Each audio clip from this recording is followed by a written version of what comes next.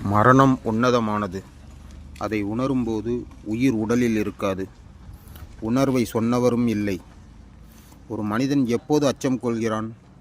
இன்னொரு மனிதனின் இறந்த சவத்தை பார்க்கும்போது தானும் நடுங்குகிறான். உலகின் வேறு எதுவும் மனிதனை இத்தனை அசைத்து பார்த்ததில்லை.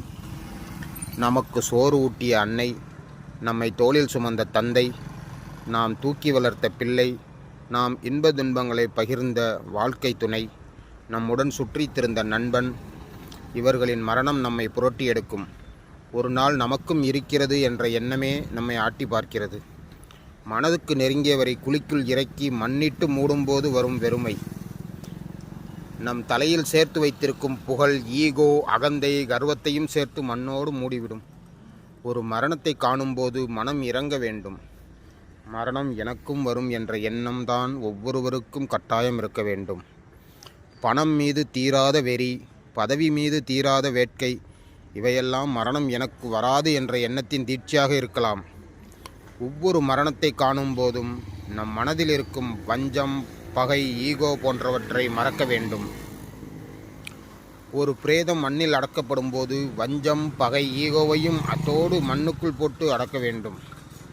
மரணத்தின் எண்ணம் நம் இறையச் சத்தத்தை அதிகரிக்கும். மரண வீடுகளுக்கு கட்டாயம் செல்ல வேண்டும். காரணம், மரண வீடுகளுக்கு சென்று மரணித்தவரை காணும்போது நம் மனமும் ஒருமுறை அதற்கான ஒத்திகையை செய்து கொள்கிறது. மண்ணின் இயற்கை சுழற்சியை ஒழுங்கு செய்யும் ஒரே விஷயம் மரணம் மட்டுமே. மரணத்தை நேசிப்போம்.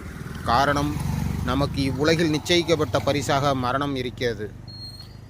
மண்கலம் கவிழ்ந்தபோது வைத்தடுக்குவார், வெண்கலம் கவிழ்ந்தபோது வேணுமென்று பேணுவார், நன்கலம் கவிழ்ந்தபோது நாரும் என்று போடுவார், என் கலந்து நின்ற மாயம் என்ன மாயம் ஈசனே. சிவவாக்கியர் இவ்வாறு பாடியிருக்கிறார். மண்பானை கவிழ்ந்து உடைந்து போனால் அது தேவைப்படும் என அடுக்கி வைப்பார்கள். வெண்கலப்பானை வீழ்ந்து நசுங்கி போனால் அது வேணுமென்று பாதுகாப்பார்கள்.